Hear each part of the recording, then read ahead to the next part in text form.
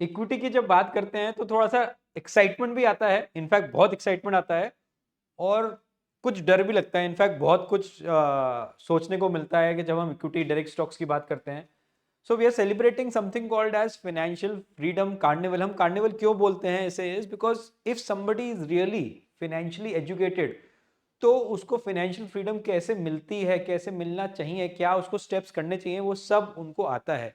कहने का मतलब है कि if there is a war like situation, if there is some scams, if there is some market turmoil, so instead of worrying and withdrawing your money, you should actually put in the money. आपको अगर financial education आती है, financial freedom का मतलब आता है, then एक opportunity मिल जाती है जब आपको ये सारी चीजें सुनने को मिलती है, स्कैम, कोई टैरिफ वॉर, कोई इलेक्शन वाली कोई चीज, कोई टर्मोइल वाली चीज, जहां पे भी आपको लगता है कि markets are turmoil in turmoil state, then actually it's a opportunity for those people who are financially educated.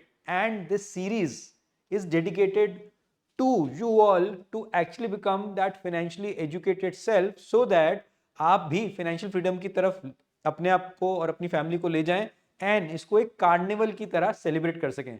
So today's topic is financial freedom via equity through equity. So let's discuss that and let's deep dive into it.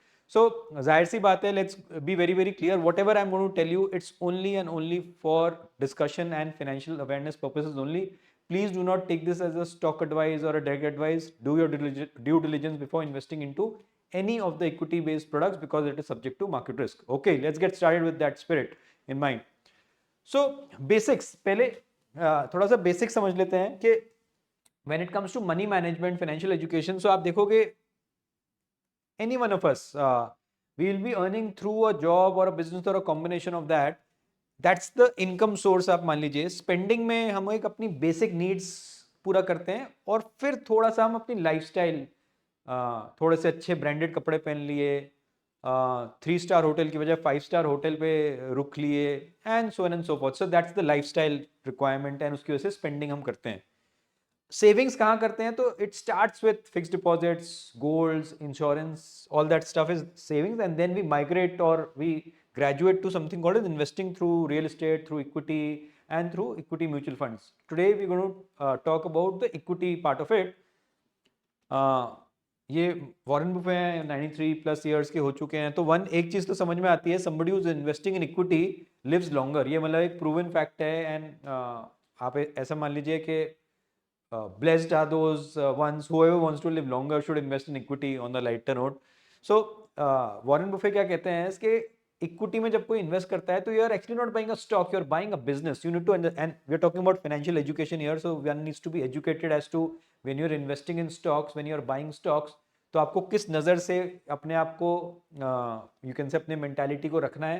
So you are buying a business actually. मान लीजिए अगर आप एक Tata Steel का stock खरीद रहे हो, तो एक्चुअली आप वो स्टील का बिजनेस खरीद रहे हो, टाटा स्टील का बिजनेस खरीद रहे हो, ना कि टाटा स्टील का स्टॉक.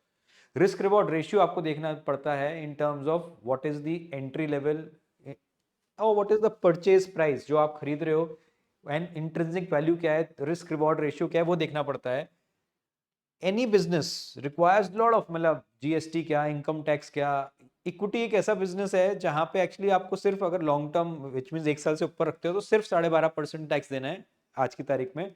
और इसके अलावा कोई जीएसटी नहीं, कोई इनकम टैक्स नहीं, कुछ भी नहीं. सिर्फ और सिर्फ एक कैपिटल गेन टैक्स देना पड़ता है 12.5% के हिसाब से. Otherwise you are the owner of that business. Power of compounding, जाहिर सी बात है, as you grow older with this business, older with your stock, आपका पावर ऑफ कंपाउंडिंग आ जाता है. एंड सही मायने में तो इक्विटी खरीदना मतलब एक एंटरप्रेन्योरशिप की तरह है, जहां पे आप consistent returns on a monthly basis expect नहीं कर सकते, because that is what somebody expects in a job, irrespective of the business doing good और bad. As a salaried person आपको 1 तारीख को एग्जाम्पल सैलरी मिल जाती है अगर आप जॉब में हो. बट एक बिजनेसमैन को, एक एंटरप्रेन्योर को 1 तारीख को तो बल्कि खर्चे उठाने पड़ते हैं. तो इक्विटी में भी कुछ ऐसा ही है कि आपको बीच बीच में टर्मोइल्स आएंगे, बीच बीच में अनसर्टेनिटीज आएंगी, but in the longer run you are the clear winner as a equity owner. अगर हम वेल्थ चार्ट की तरफ से देखें, सो वेल्थ क्रिएटर्स होते हैं और वेल्थ प्रिजर्वर्स होते हैं, दोनों की अपनी अपनी इंपॉर्टेंस होती है. वेल्थ प्रिजर्वर्स की बात करें, gold, silver, through the ETFs, through the mutual fund routes आप ले सकते हो, फिक्स्ड इनकम में बॉन्ड्स, कॉर्पोरेट एफडीज ले सकते हो, इंश्योरेंस में यूलिप, टर्म प्लान्स, गारंटीड, ये सारे के सारे फिक्स्ड प्लान्स होते हैं जहाँ पे आप वेल्थ प्रिजर्व कर सकते हो। वेल्थ क्रिएटिंग एसेट क्लासेस में real estate, REITs are one of them, we going to talk about it some other day. Equity में one is active, one is passive way. Active में आप investing trading में अगर उसको बांटोगे, IPOs और stocks में इन्वेस्ट कर सकते हो। ट्रेडिंग में आप स्टॉक्स, एफएनओ, कमोडिटीज कर सकते हो। पैसिव वे में आप mutual funds, SIF just launch होने वाला है, specialised investment funds with a ticket size of 10 lakhs, will make a separate video for that. PMS, AIFs, portfolio management services, alternate investment funds starts with 50 lakhs and 1 crore respectively, and AIFs तो 2 करोड़, 5 करोड़, 10 करोड़ के ticket sizes पे भी जाते हैं। ETFs, index funds, model funds and private equity, unlisted stocks में भी आप invest कर सकते हो through the other passive routes. Passive का मतलब ये है कि जहां पे आपको बहुत ज्यादा एक्टिवली अपने आप को इन्वॉल्व नहीं करना है, the fund managers and the stock itself is doing a good job. Where when it comes to active side of things, जब आप इक्विटी में एक्टिवली इन्वेस्ट करते हो, एक्टिवली ट्रेड करते हो, that is where the real game is, and we will be talking about it very very soon. Equity में problem मान लीजिए ये है कि you have to do lot of homework, you have to do back and forth activities, and it keeps you active, and that is why, if you remember, I said that all the equity investors live a little longer because they are always active souls. They cannot be passive investors. If somebody wants to be passive investor, then they should be investing through ETFs and mutual fund routes. So equity में एक बहुत famous formula है EIC करके, जहाँ पे I talk about it in a little bit, but economy, industry and एक company के हिसाब से आपको अपना बिजनेस या इक्विटी सेलेक्ट करना चाहिए। आपको इकोनॉमी देखनी चाहिए, विच मीन्स मेरे को US में इन्वेस्ट करना है, मेरे को इंडिया में करना है, मुझे चाइना में करना है, मुझे जापान में करना है। कौन सी industry within that country, within that economic conditions, कौन सी industry is worth it? Is it automobile, is it pharma, is it IT, and within that industry which are the company. So it's like top से bottom आप जा रहे हो, ना कि हम लोग ऑपोजिट कर लेते हैं, हम कोई स्टॉक चूज कर लेते हैं विदाउट अंडरस्टैंडिंग कि वो सेक्टर अच्छा है या नहीं है, वो इंडस्ट्री अच्छी नहीं है, और वो इंडस्ट्री उस पर्टिकुलर इकोनॉमी में अच्छा करेगी या नहीं करेगी, from a 1 year, 3 year, 5 year, 10 year, 20 year point of view से आपको सोचना पड़ता है। सो ये सारे, while they are not tips, but what I'm trying to say is कि this is like buying a business। आप जब इंडिगो का शेयर खरीदते हो तो आप एक्चुअली ये देख रहे हो कि मैं एक एयरलाइन बिजनेस खरीद रहा हूँ, एंड उसका क्या स्कोप है from a 1 year, 3 year, 5 year, 10 year point of view से, और तब आप खरीदते हो। अगर आप HDFC खरीद रहे हो, कोलगेट खरीद रहे हो, तो you are seeing the scope of it, of the business, from a franchisee value, from a ownership value, as a owner आप देख रहे हो। जब आप एक वॉशिंग मशीन खरीदते हो, you are buying that washing machine for few years, you are not buying it for 1 day, 5 day, 10 days. Similarly ऐसे ही आपको एक स्टॉक भी खरीदना चाहिए, like a business, like as if you are the owner of that business, and you are not going to throw it और get relieved of it very very early if you are a investor. Trader कब बनना है उसके बारे में भी हम बात करेंगे, बट वो सबसे बड़ा कंफ्यूजन रहता है कि कब इन्वेस्टर बने, कब ट्रेडर बने, उसके बारे में जल्द ही बात करते हैं। नाउ ये 8 स्टेप्स हैं जो कि आपको एक पोर्टफोलियो बनाने में मदद करता है, and that is what exactly we are going to tell you. And जो हम फाइनेंशियल एजुकेशन की बात कर रहे हैं, this is some of it. So EIC, I just spoke about it. That's the first step towards making a portfolio. The second is strategical asset allocation versus tactical asset allocation, which means आपको ये पता होना चाहिए आप कितना short term, mid term, long term के लिए आप इन्वेस्टेड रहना चाहते हो, और किस एंट्री पॉइंट पे, किस, मतलब कहते हैं ना कि आपने कोई बिजनेस को स्टडी करा, is that a good entry point to buy that business, and market conditions, economic conditions उसका साथ दे रही है नहीं दे रही है, that is more about the tactical asset allocation, और अपना percentage of, you can say, exposure toward that particular business, toward the sector आप टैक्टिकली इंक्रीज कर सकते हो when it comes to tactical asset allocation. So that's the second step. The third, जहां पे most of us as investors, as traders, as individuals get confuse कि मुझे कब investing करना चाहिए, कब ट्रेडिंग करना चाहिए, तो there has to be a separate budget, separate percentage for investing, and separate percentage, separate budget और separate savings criteria for trading, and obviously both needs to be rule based. आपको rules बनाने पड़ते हैं। With in equity आपको ये ध्यान रखना है कि मेरे को कितना लार्ज कैप, कितना स्मॉल कैप, कितना मिड कैप में डाल रहे हैं। तो we work with something called as a 4-tier allocation 10x framework, so we can talk about it some other day, we've already made a lot of videos on that, but आप large, small और mid cap में आप invest कर सकते हैं, and also आपको allocation करना पड़ेगा। Similarly in the stock domain आपको value investing, contra investing, growth investing देखनी पड़ती है। वैल्यू, कॉन्ट्रा और ग्रोथ क्या होती है? Is value is where you are actually buying a business below और at par with the intrinsic value, जो उसकी बुक वैल्यू है उसके बिल्कुल आसपास या बिल्कुल उससे नीचे भी स्टॉक मिल जाते हैं, तो from a long term point of view it can be a good value pick. Growth is where you are seeing good things happening in the balance sheets, good things happening in the stocks prices, and you are riding that momentum. Contra view में basically आप ऐसे मान लीजिए जो herd mentality को नहीं follow करना, which means जहाँ पे सारे के सारे लोग इन्वेस्ट कर रहे हैं, जहाँ पे इट्स लाइक कॉमन सेंस कि next big thing is infrastructure, next big thing is manufacturing, next big thing is financials, तो आप उसको तो इग्नोर कर रहे हो and people are saying like pharma या IT is not going to do well, and that is where you're taking a contrarian view and investing, and if you get it right you big money, and if you get it wrong obviously you become a big loser. 33:33 rule क्या कहता है कि जब आप 10 से 15 stocks लेते हो, पहली बात तो 10-15 स्टॉक्स से ज्यादा का नहीं लेने का है, otherwise it becomes a mutual fund, so that is the next step. So 33 rule क्या कहता है कि अगर आप 15 स्टॉक्स ले रहे हो तो 5 आपके भागते हुए घोड़े बनेंगे जो भागते रहेंगे भागते रहेंगे भागते रहेंगे, and you have to ride that longer and longer. आपको वो भागता हुआ घोड़ा छोड़ना नहीं है, आपको you have to ride that race as long as possible, because वो भाग रहा है, चल रहा है, तो उसको चलने दीजिए। 33% 15 स्टॉक्स के पोर्टफोलियो में से 5 ऐसे होंगे वो लैगर्ड्स होंगे आपके पोर्टफोलियो में, and you need to exit as soon as possible. होता क्या है कि हम एंटर तो कर जाते हैं ये सोच के कि यार 5% से ज्यादा का लॉस नहीं झेलूंगा मैं, 10% से ज्यादा का लॉस नहीं झेलूंगा in the rule based investing trading mechanism, but as soon as you lose that 5-10% आप अपने आप को एक कहानी बना देते हो कि मैंने कौन सा अभी, मेरे को कौन सा अभी पैसे चाहिए, मैं रहन देता हूँ, बढ़ जाएगा, ये हो जाएगा। But if the rule set, if your framework set कि you will not take more than 10% loss irrespective of the company size, irrespective of the company credentials, आपको 10% के लॉस पे एग्जिट करना चाहिए, and that is the 33 rule कि आपको 5 जो laggards हैं वो हटाने पड़ेंगे, बिकॉज वो होंगे हमेशा आपके पोर्टफोलियो में, irrespective ऑफ आपकी रिसर्च कितनी भी अच्छी हो, आपके 5 लैगर्ड्स आपके होते हैं। And 33% which means 5 companies are such जो आपको टाइम करेक्शन में फंसा देगी, प्राइस करेक्शन में फंसा देगी, आपको ना ही एग्जिट का मौका देगी ना ही एंट्री का मौका देगी, and that is something which you have to live with. So 5 out of 15 stocks are the ones which will get you to the next level. 5 is you have to exit, चाहे आपको अच्छा लगे या बुरा लगे, you will have to make that rule, and 5 are जहाँ पे आपको रुकना पड़ता है for that right direction to come in your favor. Mutual fund versus equity, जैसे मैंने कहा, अगर आप बहुत ज्यादा स्टॉक्स लोगे it becomes a mutual fund asset class, and if you feel that all these things are not for you, then might as well go to mutual funds and ETFs और through a structured mutual fund और a structured manage fund root.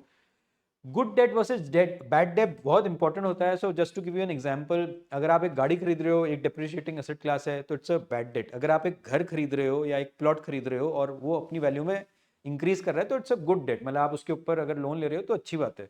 Equity markets में MTF, margin trading facility नाम की एक चीज होती है, जहां पे आप अगर 1 लाख रुपए डाल रहे हो तो आप 3 से 4 लाख रुपए का आप मार्जिन ट्रेडिंग कर सकते हो, विच मीन्स कि 1 लाख रुपए डाल के आप अपने ब्रोकर से 3 गुना 4 गुना उधार ले सकते हो at a small percentage. Small percentage का मतलब है depending on broker to broker कितना परसेंटेज वो करते हैं, 1 से 1.5% पर मंथ वो चार्ज करते हैं आपसे। उसके अगेंस्ट आप 1 लाख के अगेंस्ट आप 3-4 लाख के वर्थ के स्टॉक्स ले सकते हो। जाहिर सी बात है it is very very very very dangerous, and you should not play around with margin trading facility, specially if you have limitations on your savings, which means कि अगर आपकी सेविंग्स या इन्वेस्टिंग का सरप्लस नहीं है और आप मार्जिन ट्रेडिंग फैसिलिटी कर रहे हो इस होप में कि आपका पैसा बहुत ज़्यादा बढ़ जाएगा, तो it can B very very risky. आपको सिर्फ और सिर्फ गिल्ट फ्री पैसा, जो आपका मतलब स्पेयर पैसा है, which takes care of your lifestyle and not your basic needs, आपको MTF में डालना चाहिए, अगर डालना भी है तो। अगर सही निकला इट्स रिवॉर्डफुल, अगर गलत निकला तो it is highly risky, because उसमें इंटरेस्ट भी जाता है और जो लॉस हो रहा है आपको 3 गुना 4 गुना भी हो रहा है, because you are buying on leverage. But that is an example of good debt and bad debt. Now, many a times we get things wrong with PE. Generally, we've seen जब PE 26 से ज़्यादा होता है, obviously euphoric times हैं and people are buying more and that's the time to exit. That's a very simple rule for PE ratio. अगर 23 से 26 है तो it's kind of you should not be investing more. You should just be waiting for further corrections to add more. 26 से ऊपर तो निकल जाना चाहिए. You should book profits and निकल जाओ. 20 से 23 जो typically अभी आज के माहौल में चल रहा है, you should just invest cautiously. You should not go all out. Just be little cautious in terms of your investment techniques and investment framework, and kind of be wary about any crashes which can follow. 17 to 20 is like safe zone, keep investing, आपका lump sum आ रहा है, जब भी आ रहा है आप करते रहो, so on and so forth.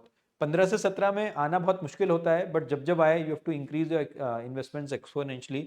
12 से के आसपास, 12 से ऊपर है, 15 से नीचे है, दैट्स द टाइम जहाँ पे आप अपने फिक्स डिपॉजिट्स वगैरह आराम से तोड़ के आप इन्वेस्टमेंट्स कर सकते हो इक्विटी मार्केट्स में. और 12 से नीचे मतलब बैग बोरो स्टील वाला सिचुएशन है, जस्ट पुट ऑल इन, मतलब ऑल इन चले जाओ. यहाँ पे आना बहुत मुश्किल है, पी लेस देन 12 आना बहुत मुश्किल है, but that's the rule of as far as P ratios are concern. Now trading और इन्वेस्टिंग में हमने आपको बताया कि you have to be very very very sure आपको कब ट्रेड करना है, कब इन्वेस्ट करना है. आर मंत्रा या हम लोग जो गाइड करते हैं इसकी, पहले इन्वेस्टिंग करो, फिर जब पैसा बच जाए, जब आपके पास बेसिक सेविंग्स हो जाए, फिर आपको ट्रेडिंग करनी है. Because as far as research, as far as history says, the main money lies in the investing thing.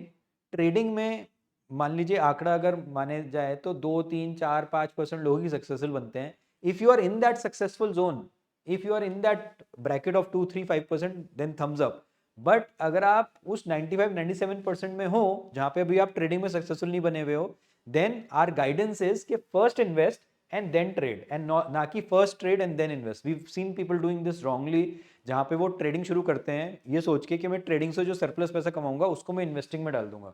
It should be the opposite. पहले इन्वेस्टिंग करो, इन्वेस्टिंग से जो सरप्लस पैसा आए, आपकी बेसिक नीड्स पूरी हो जाए, अब जब लाइफस्टाइल पे आप खर्च कर रहे हो वहां से पैसा कुछ निकाल के आप ट्रेडिंग कर रहे हो, and you are trying your hands on it and getting experienced, and then hitting that golden formula mark, and आपने एक अच्छा फ्रेमवर्क बना लिया है, then yes, you can also make good money with trading. So rule is very very clear: first investing, then trading, and do not mix both because they go parallel and they do not mix with each other, और ना ही आपको mix करना चाहिए. ये कुछ कुछ case studies हैं जहाँ पे मतलब सिंपल, मतलब आपको बस यहाँ से कुछ कुछ सीख ये लेनी है इसके. We've seen people even in businesses, like in this case small business owner in Surat, built up portfolio, and यहाँ से आप देखोगे she is having a passive income through the SWP route. बीच में आप देखोगे 2020 में कहीं ना कहीं बिजनेस स्लो डाउन हुआ तो एक सीख मिली और वहाँ से उन्होंने एक कॉर्पस अच्छा खासा बनाया, and today she gets a good passive income through the SWP route, that's the systematic withdrawal plan root.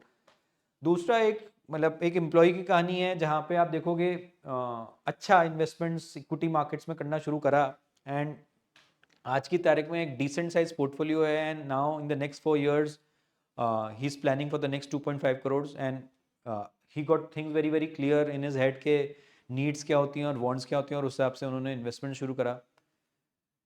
जहाँ पे somebody who's striving to actually retire early, fire movement जैसे हम बोलते हैं, FIRE, financial independent retire early, 25 age पे शुरू करा, 15,000 की SIP in stocks, direct stocks, और हर साल 10-10% से बढ़ाते रहे, एंड फास्ट फॉरवर्ड टू 2025 आप देखोगे 5.5 करोड़ का पोर्टफोलियो, एंड मतलब very very very very decent size to living and kind of retire early. तो ये एक फॉर्मूला है which you can use in terms of retiring early और planning your future with the equity side of things. Basically करना क्या होता है, you have to set your time frame. आपका 1 से 3 साल है, 3 से 5 साल है, 6 से 10 साल है, 15-20 साल है, 20 साल से ऊपर है, और उस हिसाब से आपको एक्शन ओरिएंटेड प्लान बनाना होता है. Now somebody who's really really confused, who's really really bothered, where should I be investing, how I should be investing, equity में चलो मान लिया पैसा है, but कहाँ invest करें, कैसे करें. So we have this very simple formula, a day in India, and we've been preaching this for quite some time. In fact, जिनके the young parents who've just had, who have infants and young children, in fact मतलब जो 1 साल 2 साल 3 साल 5 साल के होते हैं, उनको तो हम लोग बहुत स्ट्रिक्टली ये सजेशन देते हैं कि स्टॉक मार्केट में आप डायरेक्ट स्टॉक्स में बिजनेसेस खरीदना शुरू करो, and give those stocks, give those businesses to your children when they grow 18, 20, 21, 25 और 30 when they get married, and it will become a fortune. But they ask कि अच्छा ठीक है, दैट्स फाइन, बट हम कौन से स्टॉक्स में इन्वेस्ट करें, कहाँ इन्वेस्ट करें. So just an example and just a thought कि कहाँ पे इन्वेस्ट कर सकते हो. तो आई जस्ट थॉट कि how do we start a day, and are we going to stop investing, और are we going to stop using these products अगर हमारा मान लीजिए कोई वॉर लाइक सिचुएशन आती है, कोई टैरिफ आता है, कोई स्कैम होता है, कोई इलेक्शंस आता है, किसी ने कुछ कर दिया, किसी ने कुछ कर दिया। और हिंदुस्तान में और globally please understand we are 140 crore plus country, populated country, तो कहीं ना कुछ तो हो रहा होगा। But please understand a day in India लोगों का जा कैसे रहा है, and these are the companies which are going to survive, thrive, and मतलब जितने भी कहते हैं ना अप्स एंड डाउन आएंगे, ये सारी companies are here to stay. And this should give you a hint, और this should give you a encouragement ke where your hard earned money should be going for the next 10 15 20 years. So just a basket of stocks from the day in India. We start with like 5 a.m. alarm, and वो हमारे phone में बजता है, which is basically a Bharti Airtel SIM or a Jio Finance SIM. So हमारा दिन basically आजकल मतलब like it or not, we start our phone and we actually that's the start of our day. हम अपने phone से start करते हैं। And then obviously we brush our teeth, we use Colgate, हम चाय पीते हैं ब्रिटानिया, टाटा टाटा टी पीते हैं, टाटा कंज्यूमर की। 8 बजे अब सबको आदत पड़ गई है मोबाइल में अपनी एनएवी चेक करने की, अच्छा मैंने एक एचडीएफसी म्यूचुअल फंड ले रखा है, अच्छा उसकी एनएवी क्या चल रही है। Then we move out to our office with our car, हमारे पास एक मारुति गाड़ी है, हम लोग अपनी मारुति गाड़ी निकालते हैं and we move out to our offices. 10 बजे तक हम अपने ऑफिस पहुंचते हैं, वहाँ पे हम करते हैं यार बहुत गर्मी लग रही है, हम अपना मतलब एसी ऑन करते हैं, या ऑलरेडी एसीज होते हैं हमारे ऑफिस में, हैवेल्स के, वोल्टास के, ब्लू स्टार के। 11 AM को हमारे को एकदम से कुछ ड्रिलिंग की आवाज़ आ रही होती है, हम अपनी खिड़की में जाके देखते हैं और देखते हैं कि कंस्ट्रक्शन चल रहा है और L&T is constructing the next big you can say building next 2 hours, and we realise कि construction is here to stay और infrastructure push is here to stay in India. 12 बजे एकदम से ध्यान आता है इसके, I had already taken a term plan from ICICI Prudential life insurance, तो I need to pay up. मेरे को एकदम से SMS आता है कि पे योर इंश्योरेंस, तो मैं 12 बजे अपना एक इंश्योरेंस पे कर देता हूँ। फिर 1 बजे एकदम से भूख लगती है, क्योंकि सुबह सुबह जल्दी निकला था, तो मैं एकदम डोमिनोज पिज़्ज़ा हट पे फ़ोन करता हूँ and I ask them for a pizza at my office. 2 बजे एकदम से मेरे को ध्यान आता है यार कि मेरे को तो अपनी फैमिली को वेकेशन के लिए ले जाना था, and I start searching for good hotels, and Taj से बेटर, इंडियन होटल से बेटर क्या ही होटल होगा, तो I want to spend a good amount of time and money with my family for a small vacation, and I start booking from Indian hotels. 3 बजे एकदम से ध्यान आता है कि मेरे घर में पेंट का काम बाकी था, दिवाली आ रही है, and I order I give a phone to Asian Paints and I give them a contract to paint my house as a part of the upcoming Diwali season. फिर एकदम से ध्यान आता है कि मेरे बच्चे ने मेरे को फ़ोन करा और कहा कि पापा मेरा प्रोजेक्ट है, एंड स्कूल से रिपोर्ट आई है कि मेरे को कल बहुत सारा फैमिली फ़ोटोज़ ले जानी है, तो एक पूरा प्रोजेक्ट बनाना है, तो आते हुए एक फेविकॉल ले आना, फेविस्टिक ले आना, so that's from Pidilite, so I by that. 5 बजे एकदम से मेरे को ध्यान आता है कि मेरी मदर बीमार हैं या मेरे पेरेंट्स बीमार हैं, उनके लिए मुझे अपोलो हॉस्पिटल से ऐप से मेरे को मेडिसिन ऑर्डर करनी है, सो दैट उनको जल्दी घर पे पहुंच जाए। 6 बजे एकदम से मैं जब अपनी गाड़ी निकाल रहा होता हूँ मारुति की, तो मेरे को दिखाई देता है कि मेरे गाड़ी के सामने 10 स्कूटर्स हैं, 10 बाइक्स हैं, एंड मैं उनको कह रहा हूँ कि अपने अपने सब लोग अपनी अपनी बाइक्स निकाल रहे हैं, कोई हीरो की निकाल रहा है, कोई आयशा मोटर की निकाल रहा है। 7 बजे जो मैंने यहाँ पे इंडियन होटल्स का बुक करा था, तो मेरे को एकदम से रियलाइज़ होता है कि मेरे को फ़्लाइट बुकिंग्स भी तो करनी है, तो मैं अपनी इंडिगो की फ़्लाइट बुक करता हूँ अपनी फैमिली के साथ, so that I can enjoy myself. And 10 बजे क्योंकि I have a very tired lifestyle, then 10 बजे एक बार थोड़ा सा वो कहते हैं ना 1 पैक 2 पैक लगाना बनता है, तो 10 बजे मैं यूनाइटेड स्पिरिट्स की बॉटल खोलता हूँ और थोड़ा सा 1 या 2 पैक अपने दोस्तों के साथ लगा लेता हूँ। 11 बजे थोड़ा सा सर दर्द होता है, थोड़ी सी ज़्यादा पीली होती है, तो हम सन फार्मा की गोली खा के सोने की कोशिश करते हैं।